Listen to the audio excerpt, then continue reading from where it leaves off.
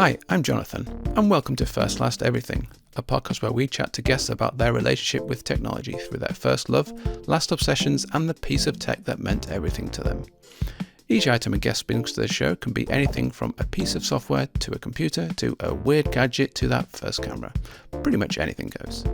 This time I'm joined by former lawyer, now full-time podcaster, blogger, productivity expert, and more, David Sparks, aka MacSparky.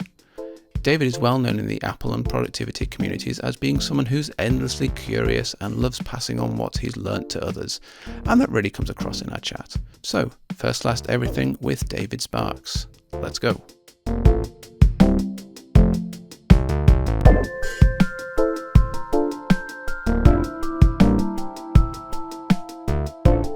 David, thank you so much for taking the time to chat with me today.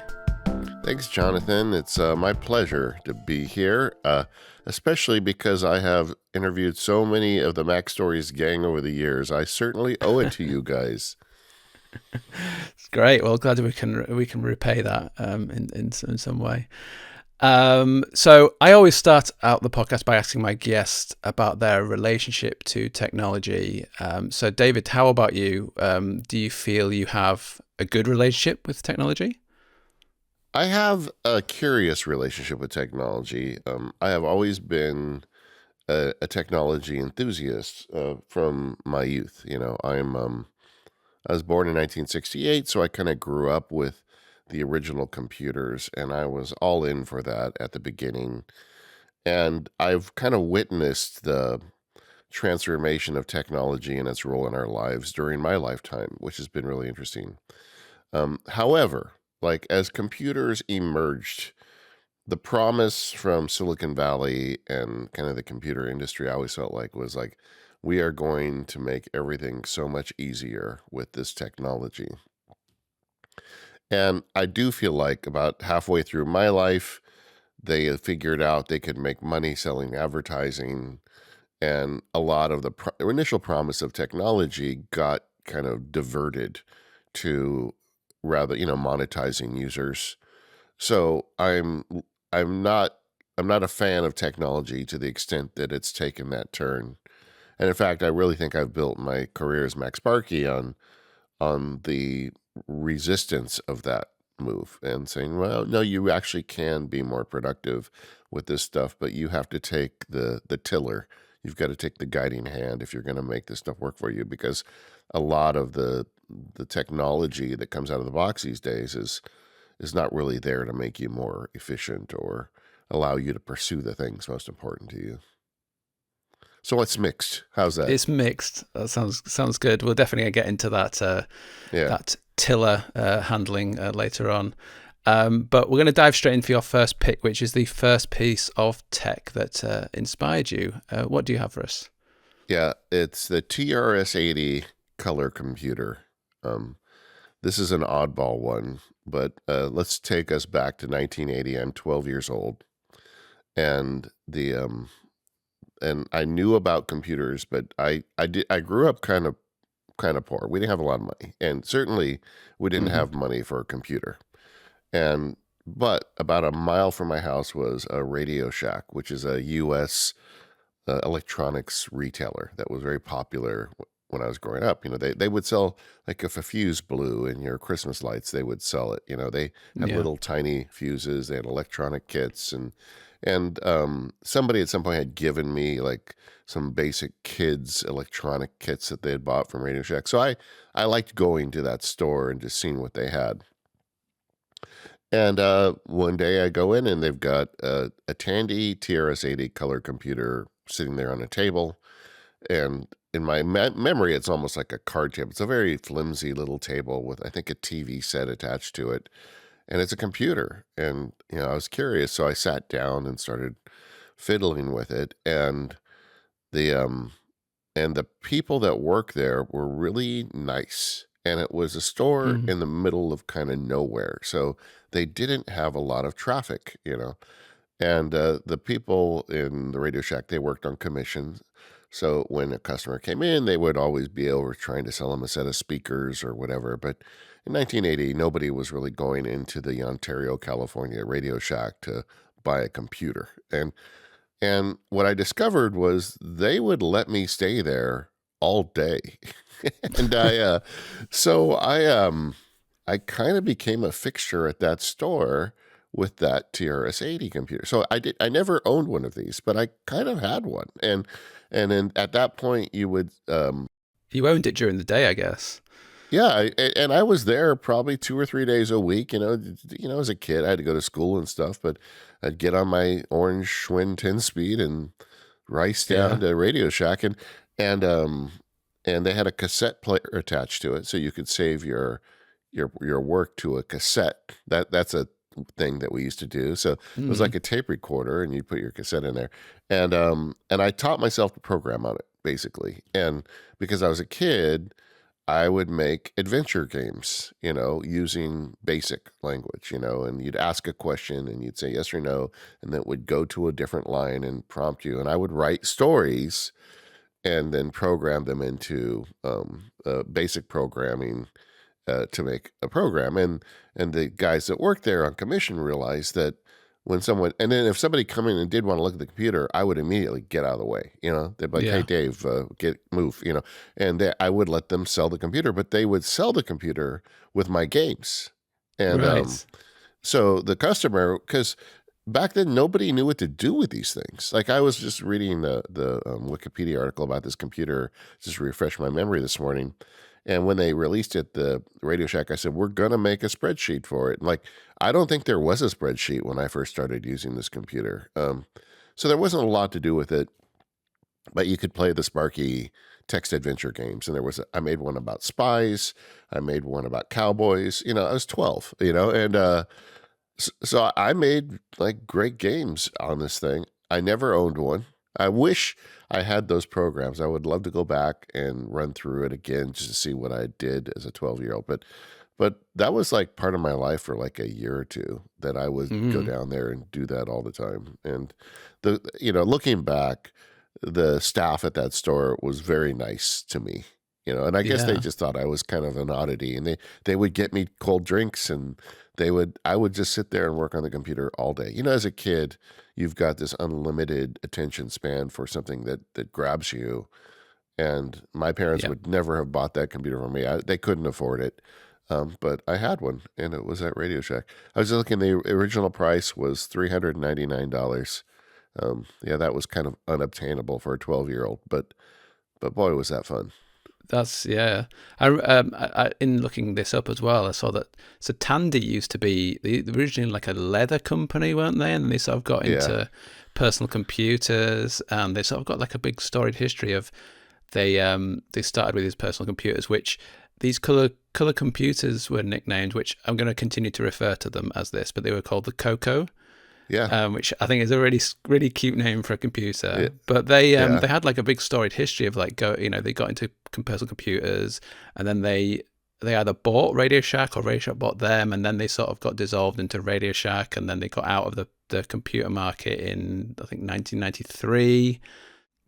If when you were in the store, did you show any of the customers any of your stuff, or were you just completely out of the way when they were being sold The and unwritten stuff? code was I disappeared when a Right, customer wanted to look at a computer, but I always left my programs on it.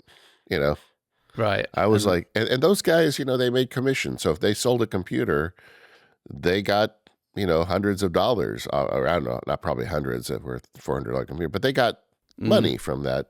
So they were very happy to, keep the nerd making games on the computers. And that's all I did was make games yeah. on it. There was no productivity stuff involved at this point. I just wanted to have fun and make games on it. But that was my introduction to computers.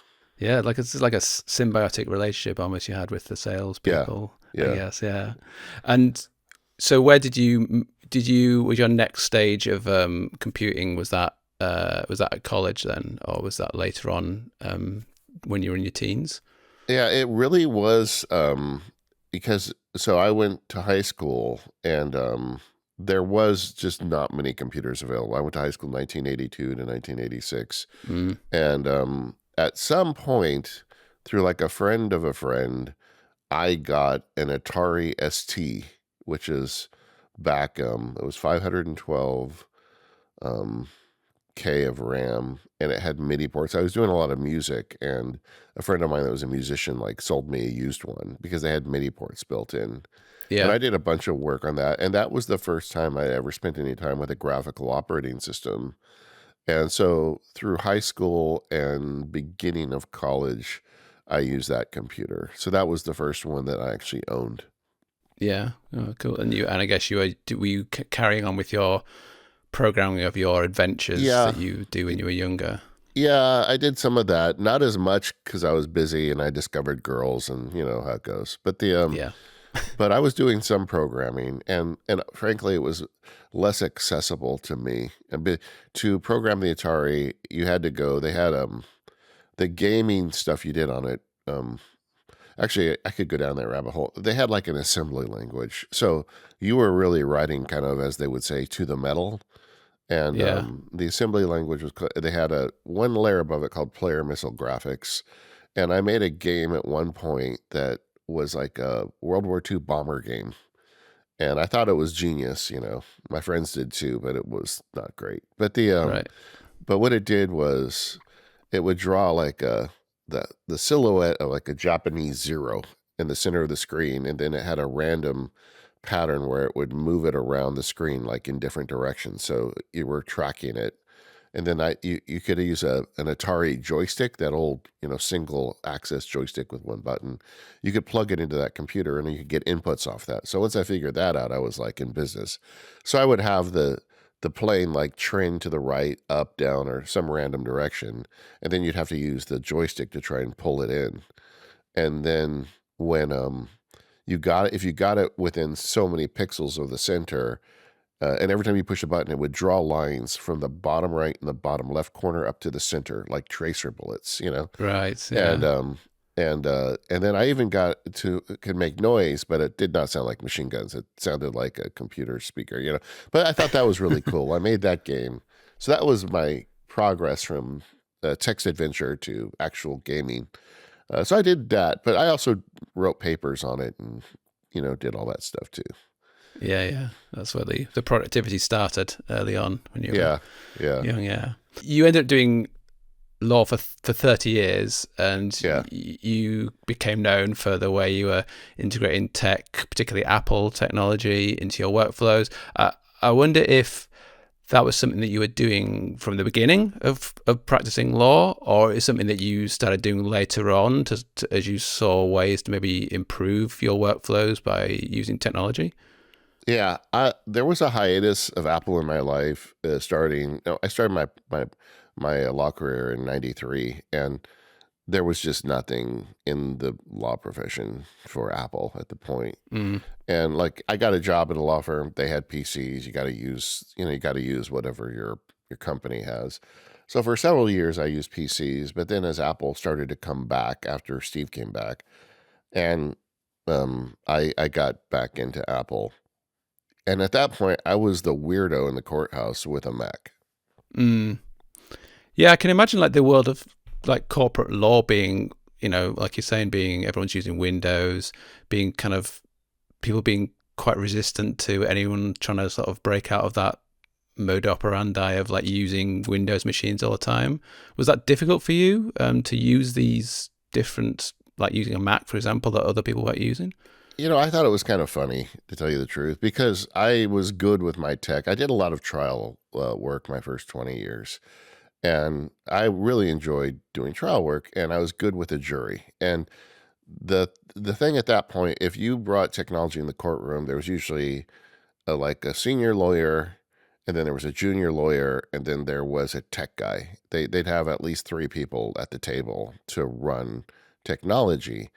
And for me, I was able to just do it all myself with a Mac. So I would show up, and that was kind of my shtick. The jury would see this big company come in. A lot of times my clients were the little guys, and Right. and they'd show up with just this guy with his Mac, and the Mac was better. In fact, I remember several times I had lawyers on the other side say, "You're gonna go to trial with that little toy computer," like they Right. would like, and they did not mean that like to be nice and cute. They meant it like, "I'm gonna gut you," and Oh, okay. and And the problem they had was my little toy always worked, and it had better typography when I put something on the Sure. screen. And like, and, and I just would seamlessly use it throughout the trial.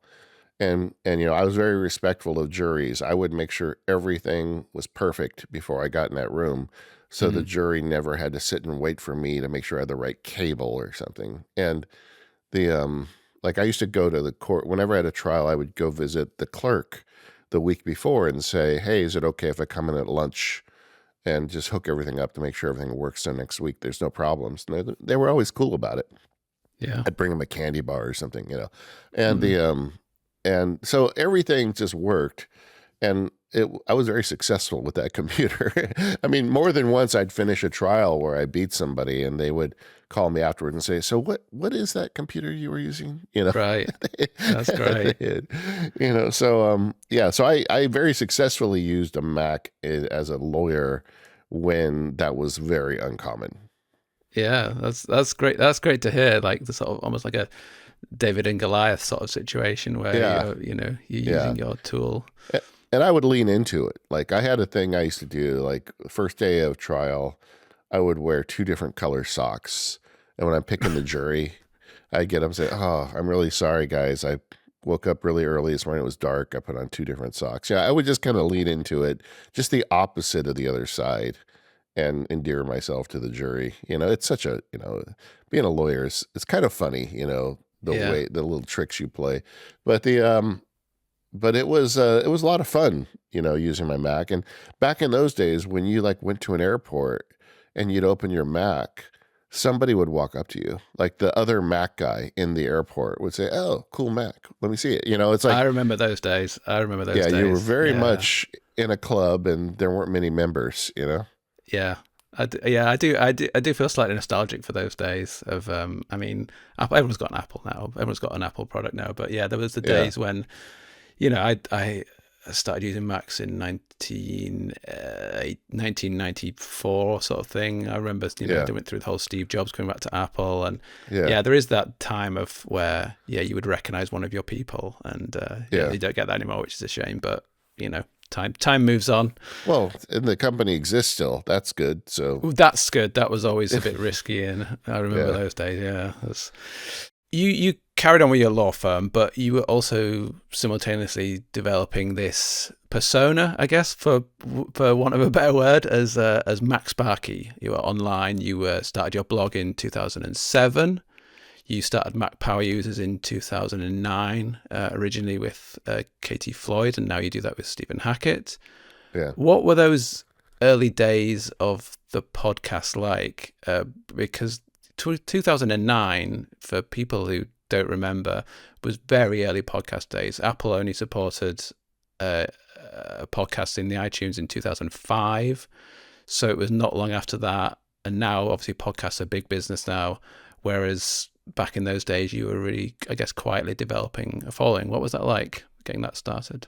Yeah, it was just like I never intended it to be anything other than kind of a fun side thing for me. And Mm, even then, I was interested in this intersection of technology and productivity.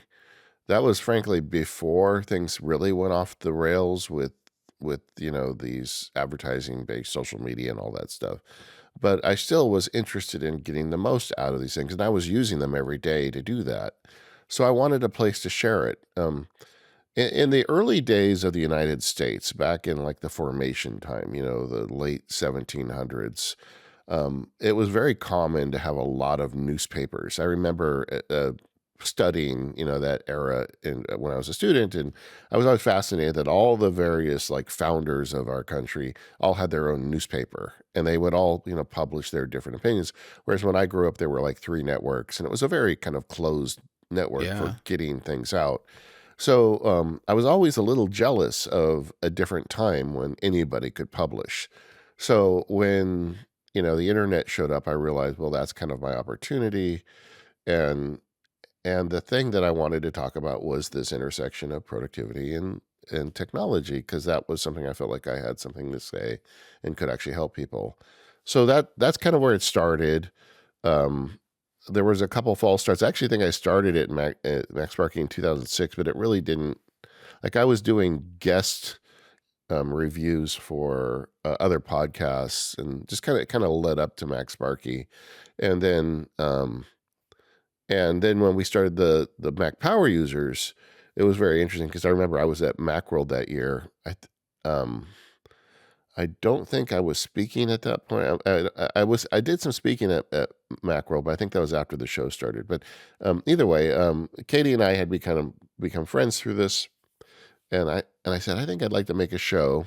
She was also a lawyer, but my interest was to take on real workflows and productivity things. I didn't want to do a show Mm. about, what Steve Jobs' clothes look like this week. I wanted to make Be a a show short show, about, I think. yeah, exactly. I wanted to make a show about, you know, how do you handle email? Like what's the trick? And Mm. Katie's like, that's like 10 episodes and we're done. She's like, you're going to run out of stuff to say. And I said, okay, well, let's do 10 really good shows. And if we're done, we'll wrap it up, and people, you'll be shocked at this, but at the time I was talking to people who already had existing Mac podcasts, and they're like, dude, there's no space left. All the there's so many Oh already. my God. You shouldn't make one, Oh my you God. know? Yeah. And they said, they didn't say that. They said that with a good heart, but Yeah. I'm like, well, I don't think anybody's really making this show.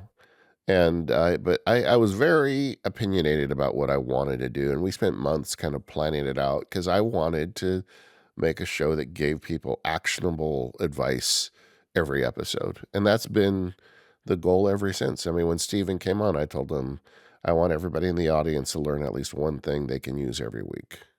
I don't know Mm. what that'll be for every, it'll be different things for different people, but we want this show to be where you get some bang for your buck. And so that was kind of the idea behind it. It was a unique show at the time. It still is, I think, a pretty unique show. There aren't really many like it. There's been a couple that came out in the meantime that kind of copied the format, but they never last because it Mm. takes so much work. You can't just read the paper and just start, rapping about it. You got to actually outline and plan.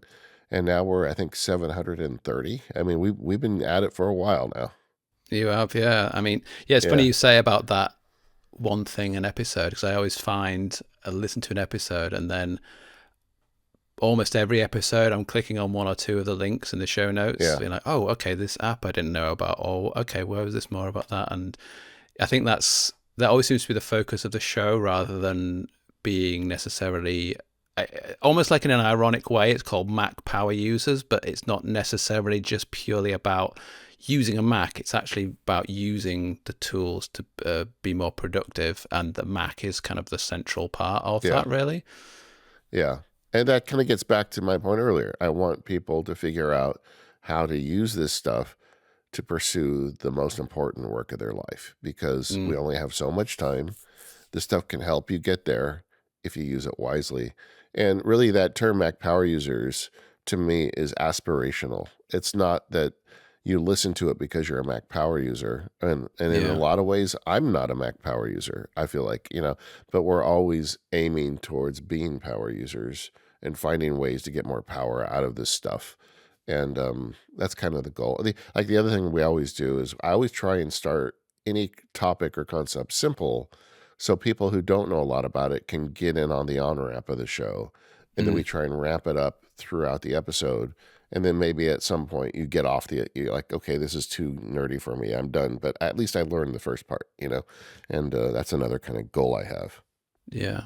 How was it? You're now a solo person, working solo. You've got MacSparky Labs. How was it balancing this online productivity tools that you were developing, doing the podcasts when you were still a lawyer?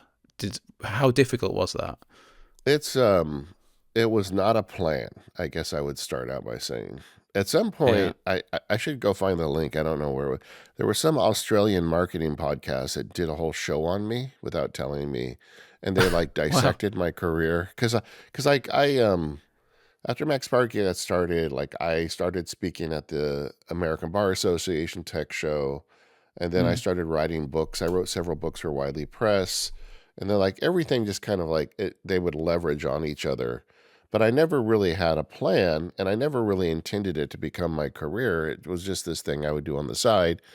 But I really have this huge desire with the stuff I do to get the word out about it. I think it's useful, and I want people to know about it. So I think I've always kind of, when it comes to like monetizing this stuff, I've always fell on the side of, don't try and get every penny you can out of doing this, but try and get as big of distribution as you can for the idea. And so that allowed me to kind of like leverage it up over years, and it really was accidental. I mean, the process of doing this while being a practicing attorney was difficult. It took a lot of Mm. time. And, it started out of a corner of the bedroom. And, I've been doing this really since 2006. So I'm coming on, was it 18 years, 20 years now of doing this 20 stuff. years next year, yeah. Yeah. And and it, and it, like I said, a lot of it was luck. People don't understand that, but you get lucky. But also I feel like I did a good job of leveraging luck. Anytime I got asked to do something, I would really try and deliver the goods, like the book deals and some of the other stuff Mm-hmm. I did. I tried to do a really good job of it, but it really wasn't ever a plan. And then in, I believe, 2022 or late 2021, I was talking to some friends because I was always in this challenge of, how do I balance the legal work versus the MacSparky work? And by then I'd been practicing law almost 30 years. And I thought, I really feel like I have a lot more to do with MacSparky than I do with the law practice. I mean, there wasn't that much more to learn or do with the law practice. And a Mm-hmm. friend of mine said, well, why don't you just quit? Why don't you just, and it's like it was a obvious question to ask myself, but I never really did, because, I made good money as a lawyer, and I have 2 kids, and it's like, you don't want to like let them down. But by then I was Yeah, for making sure. enough off MacSparky that it could kind of work. And like from the moment the question was asked me to like 6 hours later, I decided I was going to hang up the law practice. So it was Wow. like a decision that either took, 6 hours or 15 years. I don't know. Yeah, depending on which way you look at it, I guess. Yeah. Yeah. Yeah. Okay, let's move on to your second pick now, which is the latest piece of tech that you've been enjoying. You've got Yeah. another Mac for us, surprisingly. I was thinking about this. I did not give you very saucy picks here, but my favorite technology is usually the Mac I'm currently using. Like Mm. every time, I remember I was interviewed, Jason Snell did one of those pick shows at Macworld several years ago, and he says, "What's the best Mac ever?" And of course, I picked the one I was using at that time. Right. It's always to me the most recent Mac, because Yeah. the Mac represents so much to me. It's like a source of creativity and freedom, and allows me to express myself and do things that wouldn't otherwise be possible. And right now I have this beautiful M2 Mac Studio on my desk.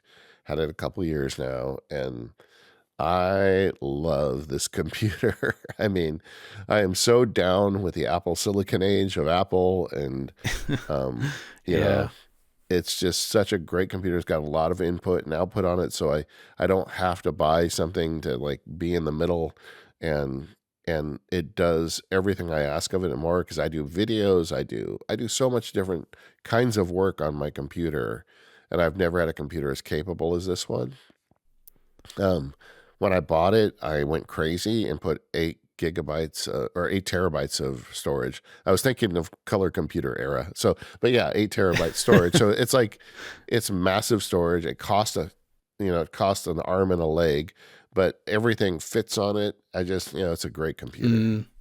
I guess the splurging on all that memory might half answer my next question, which was, what's your upgrade cycle look like? How do you look at how you upgrade and when you upgrade? Because some people like your good friend and MPU co-host Stephen Hackett have a insatiable need to buy Macs. You've got Yeah, an I have a M2, lot of which we're fun now. teasing him. I have a Oh lot of fun yes, teasing and we him. all Yeah. enjoy listening to it, so it's Yeah. it's all good. Um, but we're on now the M4. We now just started on the M5 as well, and you have a Yeah. M2, which I'm sure is great. But like, how do you look at when to upgrade and why you should upgrade? I think one of the beauties of Apple Silicon is that we don't have to upgrade as often now. The Mm-hmm. because everything is kind of on one chip, the computers are going to last. I think they're going to last a lot longer. When you look at the iPad, I remember I had a legal client whose wife was using an iPad 2, and that was like, how old was that? Over 10 years old. Yeah. And she was happy with it. It did the stuff she wanted. I feel like the Macs are kind of on that path where you will easily be able to get 10 years out of a Mac. The problem will be software more than anything else. But of course, I'm not going to wait that long. I used Yeah. to upgrade like every couple years, Mm. but now I'm thinking a little bit longer. The one mistake I made with this computer is I didn't get enough RAM, and I did not understand at the time that artificial intelligence was coming, and running local models is really difficult on this Yeah. computer.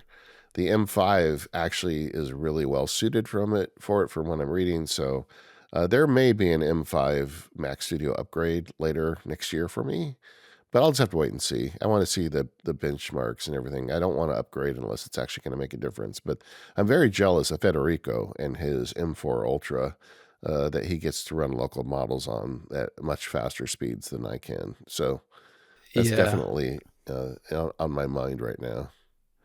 Yeah, I've got the M4. Would it be Max? The not the second from top Yeah, version.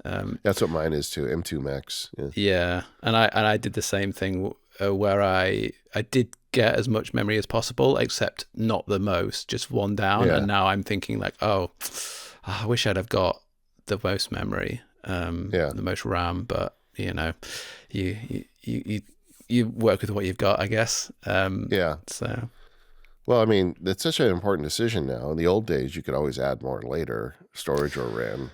mm, But now it's a purchase decision.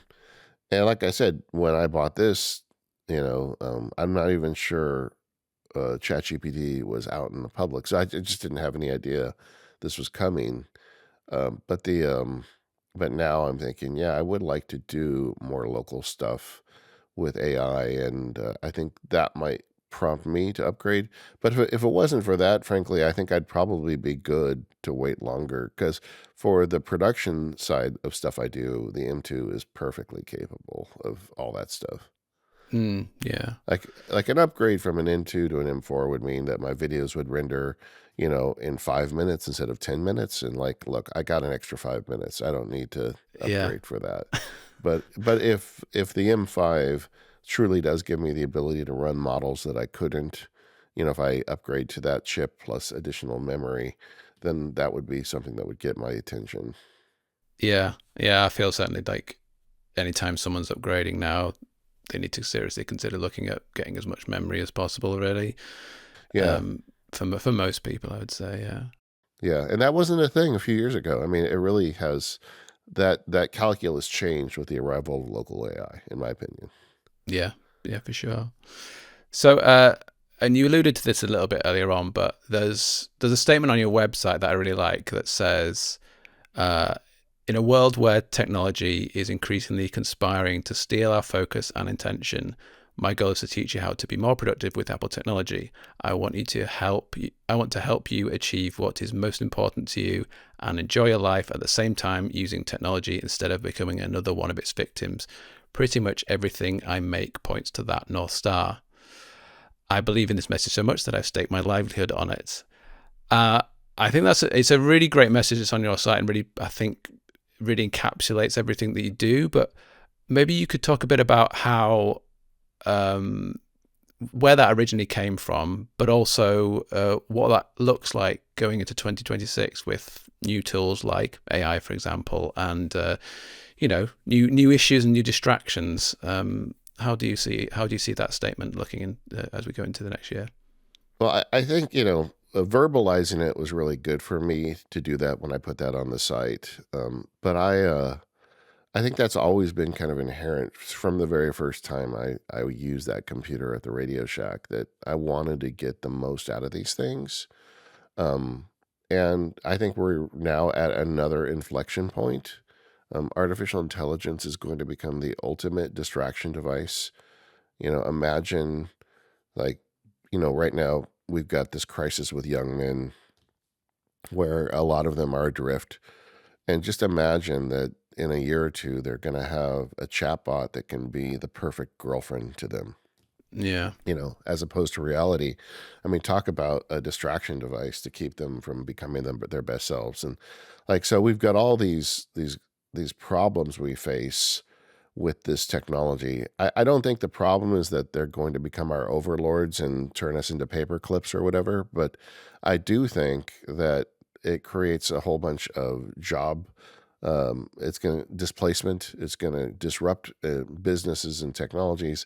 I think this is a big event coming for us, but there's also this new technology available to us. And like with respect to AI, the thing I'm learning into, and like I have the MacSparky labs where people kind of get even more access to me and my thoughts on this stuff, is I think AI can become a great tool for what I like to call donkey work. Mm. You know, AI, as much as we hear about AI writing novels and doing creative work, it's not as good as humans at that, in my opinion, at this point. I think I can No. write a better blog post than it can. I mean, it's only as good as the stuff it's trained on, and all of the stuff it trained on was garbage. And frankly, what's the point of having a computer write? I want to be the person writing. But there's a bunch of donkey work that I have to do. I just made a new video on the MacSparky Labs about this. I took an MCP connection to OmniFocus, so Model Context Protocol. This is not from the Omni group. This is me out off the reservation to a certain extent. And Yeah. I installed it through Claude. So I've got Claude now that can see into my OmniFocus database. And last year I made a field guide on Apple Productivity Suite. So I had moved data into notes and reminders, and then I moved it back. And you know how it is when you're moving data around. And I knew I had a bunch of duplicates in there. So I just asked Claude via MCP, go through and find every duplicate item, and then delete the duplicates, but combine tags. So if you've got two of them and there's different tags, put all the tags on the one you're keeping, delete the remaining one. It said, sure. And it did that for me. It took like 20 minutes. These things are not fast. But you can go off and do other things, and you've got the AI doing the donkey work. Then I said, okay, now use title case and rewrite each one in title case so it looks pretty. Remove any grammatical errors when I type them in. Just like stuff like that to me is a great use of AI. Mm. And so I'm leaning into it that way. I want to find ways right now to help people use AI to do the donkey work for them so they can focus on the creative work or the important work. Yeah. I think something that I find really interesting about MacSparky Labs is that it's really community focused. Like what you have people behind the scenes who help you out with things, but essentially it's you front and center, and you're working with your members to improve their workflows, understand new tech, and work on their relationships with them. How do you see this approach versus hey, here's my hot take on this, or I tried this new app and thought this about it. It all seems very considered, and I mean this in a good way, but it's slower paced in the way you react to everything. What's your approach to how you build the community in this way? Well, I feel like what I offer is a considered approach to these tools. I don't offer breaking news. Like, if you want to know the latest, and honestly, I kind of see that with Mac Stories too. Like if you want the latest and great, you want to know right away as soon as an Apple executive retires, like go to 9 to 5 Mac. There's these fire hose sites that get that stuff out right away. But you guys do it too at Mac Stories, where you take an app and you really take it on seriously. What's this mean? How can we use it? I like to feel like I do kind of the same thing. I try to do the same thing in the labs too. So the labs are something I created when I hung up my law practice. It's like a membership group, and And I also did a lot of, there's monthly meetups and deep dives and like lots of kind of Zoom based, community stuff. It's something I didn't realize when I made it, but it really turned into a community. Friendships have grown out of it, and, evolutions have happened with relationships out of it. Mm. And that's really wonderful. But in general, I don't try to be the breaking news guy. Instead, if I do have a take on some bit of news, it's often 2 or 3 days after it happens, but it's actually considered opinion. It's not a hot take. Yeah, that's what it seems to be. You get your weekly newsletter seems to be covering various news that has been maybe in the last couple of weeks, and your sort of take on it. I often get those I'll read those emails a bit later on, and it's always nice to have that almost like a considered opinion. I've heard all the sort of Yeah. hot takes, and then I get a more considered opinion from someone who's taken a bit of time to think about it. Thanks. That's what I'm aiming for. So I like that landed with you. Yeah. Good. Where do you see MacSparky Labs in the future? Do you have big plans for it, say the next 5-10 years? Somebody asked me this recently, like, what are you going to do to double your presence or whatever? And I just don't really find myself thinking along those lines. My biggest goal is to still be relevant in 10 years and still be doing good work. It's not to like squeeze every bit of juice out of the orange, if you know what I mean. Right. And and so I'm really thinking along those lines. Like I want the people in the labs to continue to get value from it. Obviously, I want the podcasts and the labs and the field guides to still have customers in 10 years. Um, but I don't really, and maybe this is to my detriment. And like people have told me, well, if you want it to be around in 10 years, you have to think about doubling it now, or you won't be around in 10 years. And they may Yeah. be right. I feel like this whole like creator economy is something I haven't entirely wrapped my head around, and I'm working on it. Like I am spending time working on the business in the background and trying to get more efficient and doing things that make sense. Like because a lot of my instincts are wrong for this kind of business. Like I don't want to do all the like cross marketing and affiliate and like that's just not natural to me to do that. Mm. And I struggle with it a bit, but I can tell you overall my goal is um, to still be doing this in 10 years, and hopefully I am. Yeah, I hope so too. Uh, we can't not have a chat about automation because you used to run a great Yeah, podcast called The yeah. Automators, which you've now retired. Um, but if I could get your philosophy on automation and how you decide whether to employ automation and where and where to do it, because it can be a danger for people to use automation just for automation's sake, but you seem to be quite considerate about that. Like, what's your philosophy on that? Yeah. Well, first of all, I use a different math for myself versus others because if I figure out an automation and I publish it, then it helps a bunch of people. Mm, So that allows me to go a little deeper down that rabbit hole. But I think for most people who are just automating, you know, wind the clock back 30 years and I'm practicing law and I'm not MacSparky, build automations that work for you right now that don't take a lot of time and are reliable. You know, Fortunately, you kind of have to understand the tools. Like Steven and I just recorded an episode of Mac Power Users on Keyboard Maestro, and you really need to know what the triggers are and what the actions are before you start automating because you can't, if you don't know what the tools are, you can't know what you can do. So there is some time invested in it, but I think it's really a nice return on investment. And you don't need to be a programmer. I mean, one of my big points of that Automators podcast was to get the point across that, you don't need to be John Siracusa to do automation. You don't need to understand the terminal. The yeah. tools now are simple enough that anybody can do this with a little bit of work. And my favorite stories I get back from listeners and readers and labs members are when they write like a 2-step shortcut that saves them time every day. And you just know that 2-step shortcut is not going to break because it's simple and it's just going to work. Or, some little Keyboard Maestro script, or, some little thing they did that just saves them time. And that's what I think most people should be aiming for. And if you get good at that and you enjoy it, then it can becomes a little bit of a hobby, right? I Yeah. I don't watch football, but I like to automate. That's my thing. Like I'll spend an afternoon. It's like a puzzle to me. It's like people. I guess a better analogy is the New York Times crossword. You know, Sure.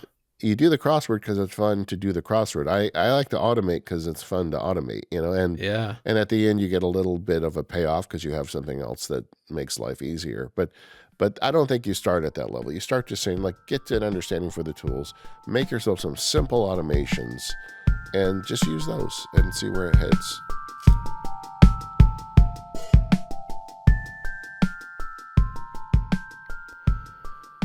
We'll be back to find out David's everything pick in just a minute, but this is the part of the show where we take a break and take a look into the past to talk about a piece of technology that you may not have heard of. Weird, ahead of its time, an abject failure, or success. Whatever it was certainly something. While most people agree it was the iPhone that kicked off the smartphone revolution, it's widely acknowledged that it was not the first of its kind. So what was the first smartphone? Looking back, many people attribute that title to the IBM Simon personal communicator. Released in 1994, the Simon had a touchscreen, email, a calendar, the ability to send a fax, and a slot for adding additional software. Sounds pretty revolutionary, right? The idea for the device was concocted in 1992 by IBM engineer Frank Canover after working on a touchscreen technology for PCs. After pitching the idea, he was given just 15 weeks to build a prototype, ready for an upcoming convention in Las Vegas. The day after debuting the device, cutely named Sweet Spot, Canover appeared alongside it on the front page of USA Today's Money section. After initially positive interest, IBM pushed forward with a production, partnering with Mitsubishi to make the device for consumers and releasing it through Bell South Cellular. However, further delays occurred, and when the final product was released in late 1994, it was hampered by two main issues: price and battery life. The cheapest option for consumers that wanted to purchase the device from Bell South was $899 with a 2-year contract, equating to around a massive $2,000 in today's money. If you could afford that amount of cold hard cash, you would only really be able to use it for around an hour a day. That's how long the battery lasted, and it took almost 16 hours to recharge. Not what you would really call a very mobile device. While IBM had plans for a subsequent version of the Simon, those plans were quietly cancelled and the Simon was discontinued after 6 months. While the release of the device was indeed a failure, it's hard to call the actual device a failure, and it undoubtedly influenced the true smartphones that arrived in the following decade. Indeed, creator Frank Canover said it best in 2024. Quote, "We have the passion to change the world, but many of us won't see that impact or realize the impact we made until we exhale." You can find links to find out more about the Simon in the show notes.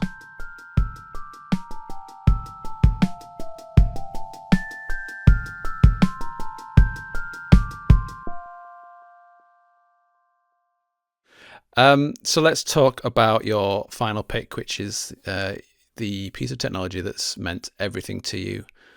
What have you got? The game changer for me, so going back to when I switched from engineering to political science and I got a job in student government, they assigned me a Mac Plus, and I had a little office at the university, and there was a Mac Plus on my desk, and I had passing knowledge. I knew the Mac had existed. This was 1987, so it's only a year in. And I knew, but it was like so far out of budget for me. I mean, I think they were like $3,500 or something. And it's like, Yeah. and just where I grew up, nobody had them. It just was a computer I hadn't really spent much time with. And I sat down in 1987. So that would have been like September 1987, I believe. And there was a brand new Mac Plus on my desk.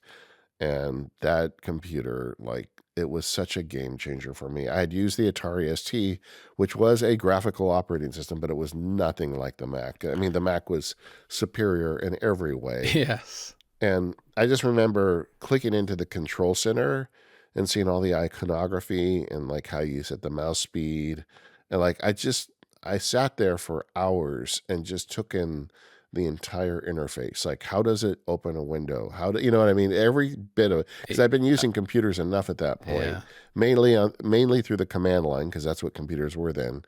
And like it was like everything was so considered that it was like that afternoon I fell in love with the Mac, and that explains a lot of the rest of my life.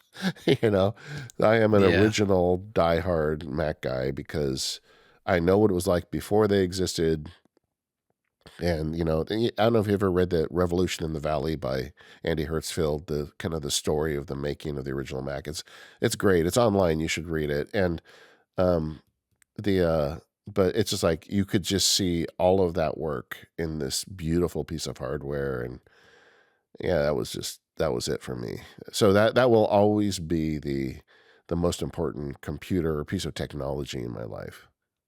yeah. It's funny. I think we've got the same touch point, I guess. Like my dad bought a Performer, and yeah, I remember we got that home, and it was that initial experience of starting it up and the little graphical bits of it, and the Yeah. like the Apple menu, and yeah, like the control strip, and even the little like the mouse speed. It had like the hair Yeah. and then the tortoise on one end, and just Yes. all those little bits, just completely just it's like fireworks in my head going off, because it just really sparked that interest in a way that, because I'd already used Windows machines, I think, before that, and really basic kind of PCs at Yeah. school. But this was just like a whole other level. And in the same way with you, like if I'd have not had that experience, if my dad hadn't bought that computer, like I don't know where I would have been today. Because Yeah. I am a graphic designer, I use Macs for that. Like, would I have really gone down that path? I don't know. It's one of those. And it's funny because I don't feel that like anyone using a Windows PC maybe has that experience of being like, I Yeah. remember the first time I tried a Windows PC, and I never looked back. Like I feel like it's almost an inevitability that you try a Windows PC. Well, at the time when I got into it, I mean, Windows was still command line, and Mm, it was it was like the Macintosh felt like alien technology. It was so far ahead. It just yeah. and just like so I got lost in it. I loved using that device so much. I kept that job for years because I never wanted to give up that computer. And and So it was there any stuff that it particularly enabled you to do maybe better because it was a Mac in this job that you had? well, just like the word processing with fonts, Mm, and we eventually got a laser printer, and like everything was just better. It was a joy to use. Like the process of using a command line based interface to do work is not it's very nerdy, and you have to remember all the commands, and you've got to there's a bunch of friction between you and the work. And that was always in the early days to me the advantage of the Mac, and it really continues to this day is like when you work on PCs, you've got to know how to defrag the hard drive or whatever the thing is that they're doing now. I don't use PCs anymore, but there's all yeah. these things you got to know. And with a Mac, you just sit down and you make stuff. It was funny with Mac power users over the years, we get Windows converts writing us saying, "Well, what are you doing for what's your virus protocol and what's your defrag?" And they want to know all the stuff that they're used to doing on Windows. Like, how often do you nuke and pave? Like on a Windows computer every 6 months, I used to like just delete it and reinstall everything because it just got so Oh my top God, heavy. really? Wow. Yeah, and and I'm like, you just don't do that stuff on your Mac. It's fine. Just use it to do your work. Yeah, so much better. Uh, it's interesting how like the all three of your picks are personal computers, especially desktops. Yeah.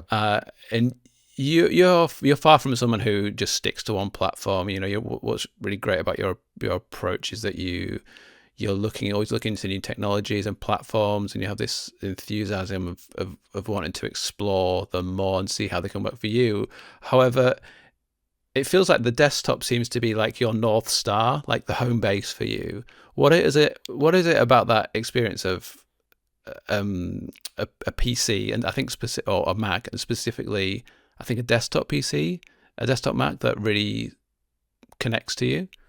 Well, I mean, I don't know, like Steven, my co-host on Mac Power Users, recently got rid of his desktop and bought a souped up laptop. And Mm, he convincingly makes the case that that's what you should do these days because the delta is so small. I mean, it used to be that a laptop was inferior to a desktop in a lot of ways, and it's really not very true if at all anymore. So now you get like the power of your desktop on the road. But I don't, to the extent I travel, I have a MacBook Air that goes with me, and it's fine for the stuff I need to do. I mean, again, Apple Silicon, you can do 4K video on the lowest end MacBook Air without a ton of, without heroic efforts. But I like the desktop because it's always on. Like I have a lot of automation running in the background. Hazel rules, Apple Mail rules, just all sorts of stuff going on. And I yeah. like that my computer is always on doing that stuff. I like that I can just walk into my little room and sit down and just pick up where I left off. I don't have to worry about it. And in the past, I've had powerful laptops, and I just don't find that I really need them with the type of life I lead. Back in the day when I was doing a lot of trial work, I did want a more powerful laptop because I was at the courthouse most days and I needed it with me. But right now, I just feel desktops are kind of the cat's meow, as they say. And Mm, this whole thing with AI, I'm very interested in local AI stuff. Um, One of the observations I've just been coming to in the last few months is that I don't need frontier models for a lot of the type of work I do. Like, I was talking earlier about donkey work. The the right. subprime models are good enough to do the kinds of stuff I want it to do, which means I could have local AI do it and be completely off the grid with this work. And I kind of like that idea. And so if I want to do that, you can definitely get more bang for your buck with a desktop over a laptop at this point. As the Yeah. M5 start hitting the mainstream, next year we're going to get the Mac Studio, the MacBook Pros, the M5 generation. So yeah, I guess I just like the idea of having, one place to sit down and do my work.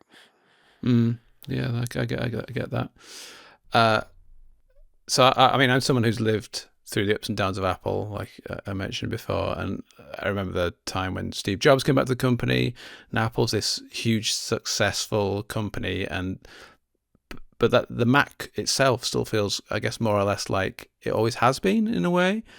Yeah, Mostly in a good way. I think there's some people would argue that point maybe, but I still think it's in a good way. How would you describe the Mac's current status, and where do you think it goes in the next like 5, maybe even 10 years? Because there's lots of talk about touch interfaces and things like that. Like you're talking about local AI models as well. Do you have an idea of where you think everything might go? I think that the Mac right now is in better shape than it's ever been.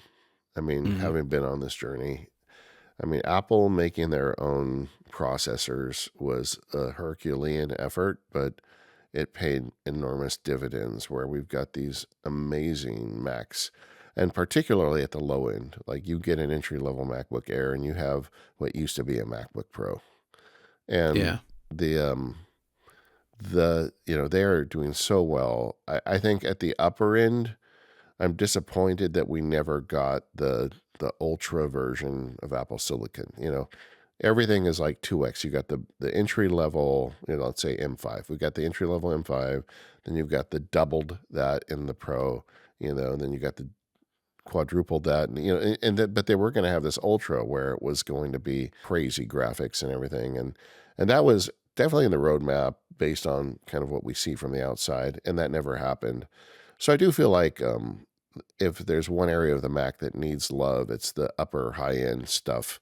I'd like to see them kind of re-embrace the Mac Pro and make just the killer version of Apple Silicon, even though I don't think I would buy it. I think for me, the current iteration of the Mac Studio is plenty, even at it, at its highest level, which I haven't bought the highest level of the Mac Studio, so I don't think I would ever yeah, need a Mac Pro.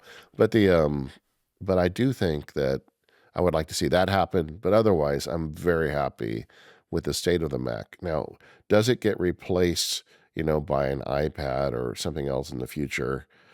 I don't think that's a risk for a long time. No. I think that there's always going to be people who want to sit at a desk and have a keyboard and a screen, at least for the rest of my life. I don't know, maybe in, 30, 40 years, that's less of a thing. But I think for the immediate future, the Mac is going to be just fine. Well, David, thank you so much for taking time to chat with me today. But before we go, I always aim to finish on a positive note with a suggestion from a guest about something that they are feeling optimistic about in technology-wise. Is there anything that's standing out to you at the minute? I'm feeling right now really optimistic about the iPad. I think that Okay. Apple has. I started an experiment about a month ago. I put my MacBook Air in mothballs, and I've been using my Mac Studio as my main computer. But anytime I'm away from it, I'm using the iPad. We've covered this on Mac Power Users. The iPad has gotten so much better in the last year in terms of what it can do. The hardware has always been great, but the software is getting there now. And, I hope people get the good news about it, because I feel like Apple's about 5 years too late. Yeah. Because at this point, everybody's pursuing Electron apps and AI and other things. And there's other things to be optimistic about in those fields as well. But the iPad is suddenly kind of what we wanted it to be. But I think software developers and users have kind of moved on. But I've discovered in this little experiment I've been running that, the iPad is a great mobile computer. And it's a lot of fun to sit on the couch with that piece of glass, and kind of, it feels like you're in the future. And I just hope the software gets a little better, and I hope Apple doesn't lose sight of the ball here. And but I feel kind of overall more optimistic about the iPad now than I have in a long time. Yeah, I guess its future kind of hinges almost on third-party apps. Has Apple gone too far that enough to tempt people back to making first-party apps that in the way that they do with the iPhone? I think that's probably going to be the key to and success, that there's all sorts of other implications there about their general state of developer relations. And I think, are they willing to just throw a few bucks? They're spending enough money making TV shows. Maybe they should spend some money to make some really great iPad apps. So I would like to see them put even more wood behind the arrow. But they are making, they are finally taking steps with the iPad that I think they've needed to take for a long time. Yeah, I agree. I will say one of the things I most enjoy about you, David, is your little phrases and sayings. So putting the wood behind the arrow is a new one for me. I always enjoy hearing these little phrases that you come up with on the podcast. I don't know where I pick all this stuff up. I recently I do these jazz posts because I love jazz music, and I did a post recently where I did a song where it had a beat that was kind of off the beat. And when I was a kid learning to play jazz, I had an old teacher, and he called it a loping beat. It's a loping beat because it's loping loop. Just kind of and I wrote that in the post, and I had a music teacher write me say, "Where did you hear that term?" Because he's like, "I'm 70. And when I was a kid, the old guy said that, but I haven't heard that term in 50 years." Oh, wow. Okay. And it's just I'm same as you. Just somebody said it to me when I was a kid, and I always stuck with me. So I'm full of those things. My dad was from Missouri. He had all sorts of sayings. So yeah, I've got lots of cute phrases. Well, thanks so much, David. I really appreciate your time today. Thanks for taking the time to speak to me. Thanks, Jonathan. My pleasure.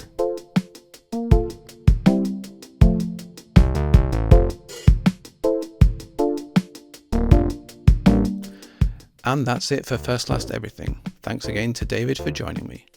You can find links to everything we discussed, as well as where to find both David and me online in the show notes, where you'll also find a link to our feedback form.